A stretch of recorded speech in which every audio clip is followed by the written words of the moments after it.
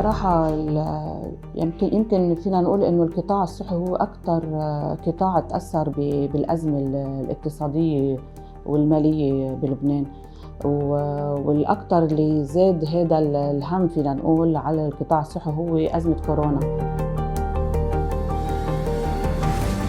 من سنة 19 حتى 22 في ضغط قوي على كل المستشفيات بلبنان. في مستشفيات سكرت أقفلت أبوابها، بس النجدة الشعبية كان شعارنا الصمود والاستمرار.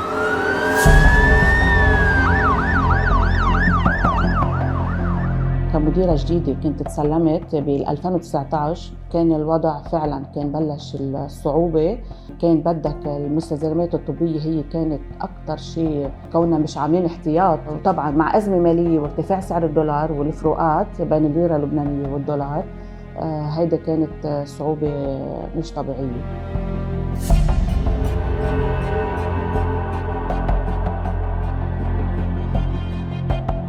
في ناس كتير تمريض خاصة باسم التمريض شافوا أماكن أخرى كانت عم تدفع بالدولار، أو إنه وما فيك تلومهم يعني. كمان في ناس عندها أولاد عيال بدها تعيشها.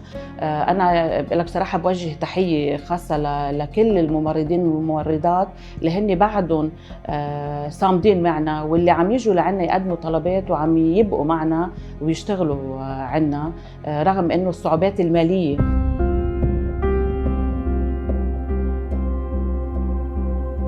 يعني قدرنا اليوم بجهود بعض المؤسسات الإنسانية إنه نتجهز، بس ولكن المستشفى بعدها بحاجة لتجهيزات، كونها بعدها عم بتقوم بدورها الإنساني. إن شاء الله ما بصيرش في عنا ضرورة نقوم بدور اللي كنا عم نقوم فيه بالحرب، بس نحن بحاجة لمعدات، خصوصا بهالظرف الاقتصادي اللي عم نمرق فيه، ظرف كتير صعب. نحن بحاجة لتجهيزات دائما، والتجهيز يعني معروف انه انت اليوم بتجيب جهاز تصوير محوري بيشتغل فترة وبيوقف، بدها تجيب غيره.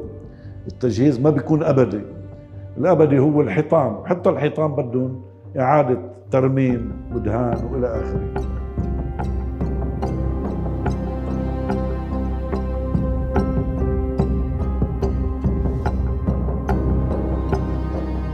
هلا نحن المستشفى عندنا مجهز، يعني عندك الاشياء الاوليه بدك تقول، يعني نحن عندنا قسم اشعه مجهز بMRI، سيتي سكان، ايكو، اكس راي، عندك المختبر كمان مجهز، بس المواد اسعارها يعني بالدولار فريش اللي عم تنطلب، بس نوعا ما نحن عم نحاول نحافظ، يعني لا المريض يكون عم يدفع كثير ولا نحن كمان نكون بمواقع انه ما نقدر نكمل. يعني عم نحاول نعمل توازن بيننا وبين المريض وبين الطبيب، يعني رغم انه نحن عندنا اقسام مسكره، بس في اقسام عم تنفتح، في خيرين عم يجوا عم يشوفوا انه والله انا بدي افتح، بدي ساعدكم.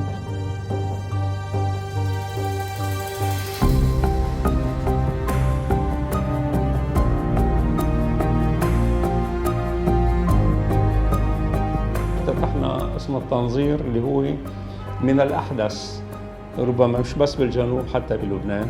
قسم حديث جدا وعم يشتغل فيه بشكل جيد جدا.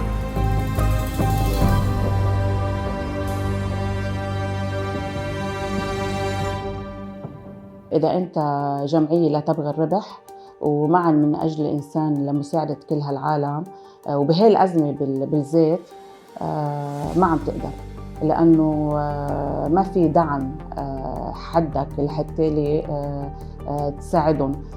بدك طبعا أكيد مساعدات مالية هائلة، فطبعا وضعنا كتير صعب. عشان هيك نحن عم نطلق صرخة للخارج كجمعية إلى تاريخها تساعد وتعاوننا بهذا الموضوع.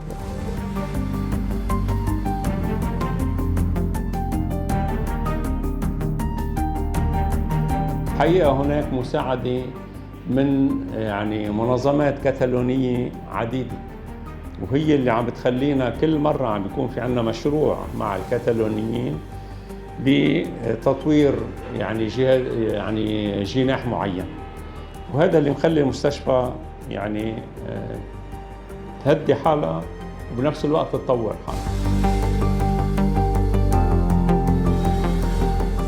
جمعية كاتالونيا عملت لنا مشروع كبير كمستشفى النجدة، نحن عم نطبقه، وهذا المشروع بعلاقتنا مع المجتمع المحلي، يعني نحن بعلاقتنا مع البلديات، وهذا من ضمن أهدافنا إنه نحن نعمل محاضرات وعملية التوعية مع البلديات والمجتمع المحلي.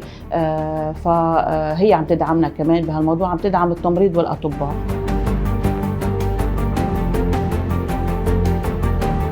ما أتمناه في النهاية أو يا حبذا لو كان الدكتور حكمة الأمين ورفاقه، حبذا لو كانوا أحياء يشهدوا بأم العين هذا الحلم وقد أصبح حقيقة، ومعا من أجل الإنسان.